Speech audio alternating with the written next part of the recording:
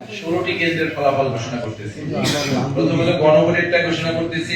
হা vote পেয়েছে 11,787, না vote পেয়েছে 7,109। কেন্দ্রের 128 পিরোজপুর 2 আসনের জাতীয় সংসদে ফলাফল ঘোষণা করতেছে। জনাব আহমেদ সোহেল মঞ্জুর, বাংলাদেশ জাতীয়তাবাদী দল বিএনপি, ধানের শীষের 9,562 ভোট পেয়েছেন। জনাব ফয়সাল খান, আমার Bangladesh party AB party eagle প্রতীকে 35 ভোট পেয়েছেন।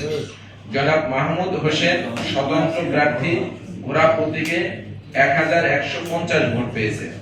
জনাব মোহাম্মদ আনিসুর রহমান, গণ অধিকার পরিষদ, ট্রাক প্রতীকে 13 ভোট পেয়েছে।